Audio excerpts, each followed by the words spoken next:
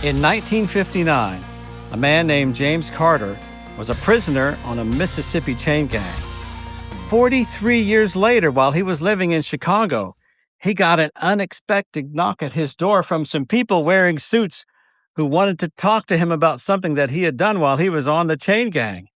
It turns out that in order to make the work bearable, James would often lead his fellow inmates in a song. And one day, a day that James does not remember, on a hot Mississippi highway, a man named Alan Lomax recorded James leading his fellow prisoners in a song entitled "Po Lazarus." And in 2002, that song hit the top of the Billboard chart sales because it was part of the soundtrack for the hit movie, "Oh Brother, Where Art Thou?" The people who were knocking on his door were there to give him a check for $20,000, the first of a series of royalty checks headed his way. As we come to the next part of our story in Genesis 41, we hear about another fortuitous knock at the door for another prisoner named Joseph.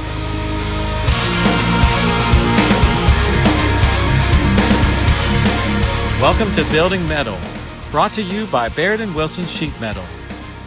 It had been 2 years since the officials of Pharaoh were in prison with Joseph. Since then, it has been hundreds of days of hopeless servitude within the confines and darkness of a foreign dungeon. But God was with Joseph, and one day, which began like any other in his monotonous existence, an official-looking entourage came knocking on his cell door, carrying a razor and a change of clothes. They told him to shave his 3-year-old beard and change his musty prison garb. He has been summoned to make an appearance before Pharaoh himself.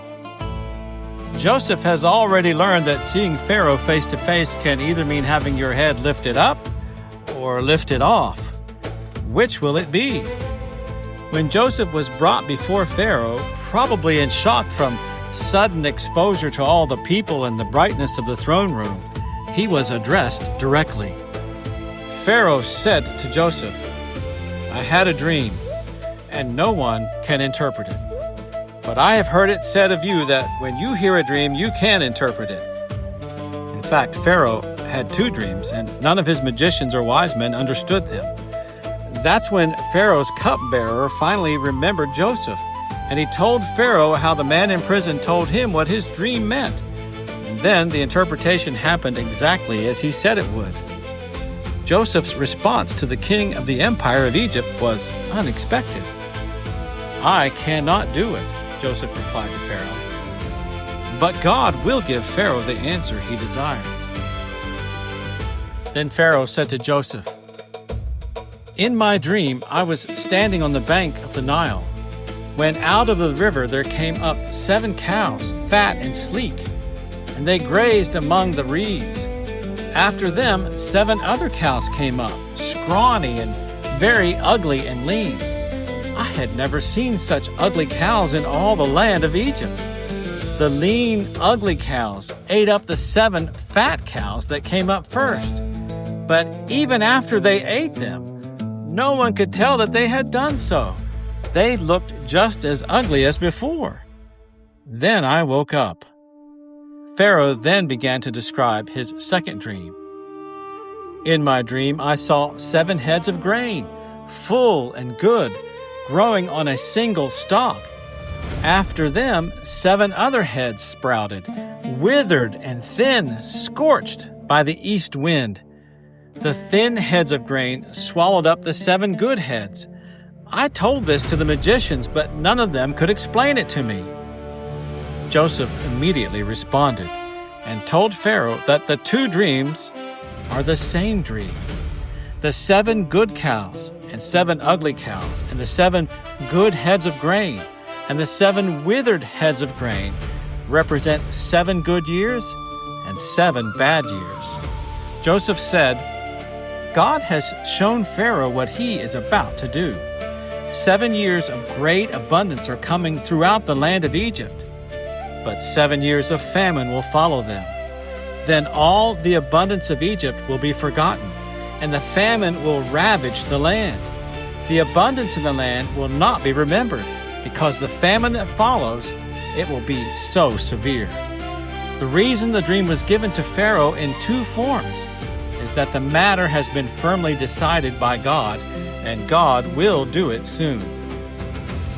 Joseph did what he was asked to do. He interpreted the dreams.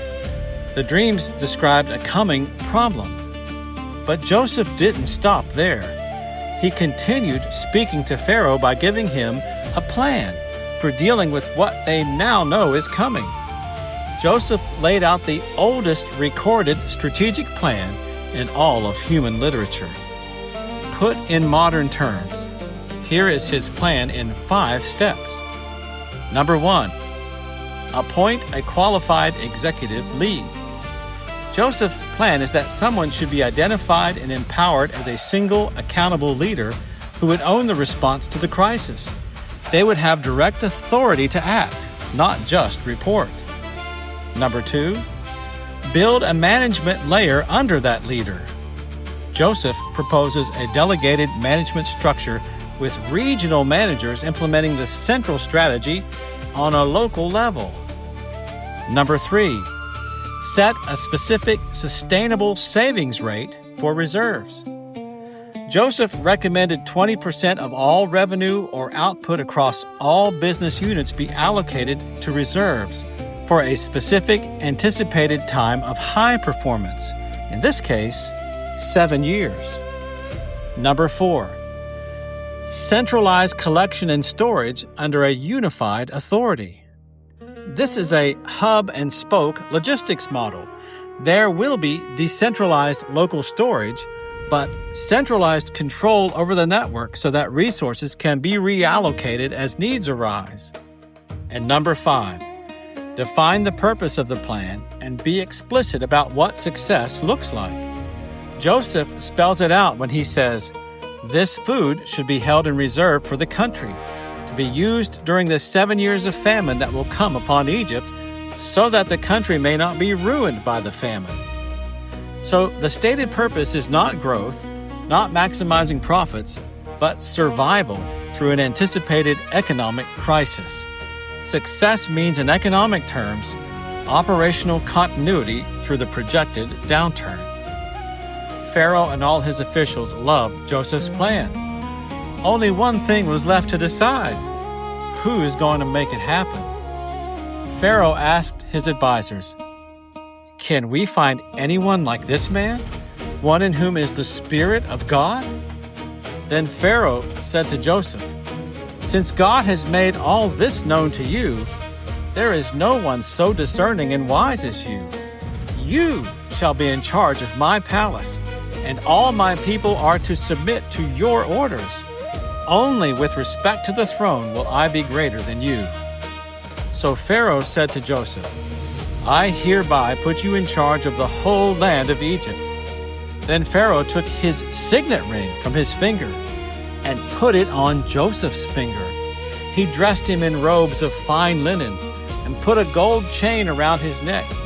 He had him ride in a chariot as his second in command, and people shouted before him, "Make way!"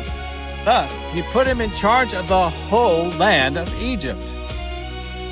Joseph awoke that morning from the floor of a dark cell, an inmate held prisoner indefinitely by Potiphar and his warden.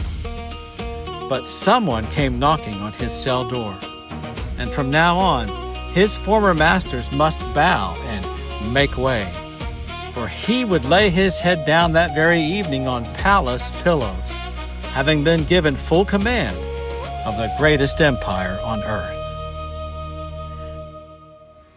Here are some tools to take with you.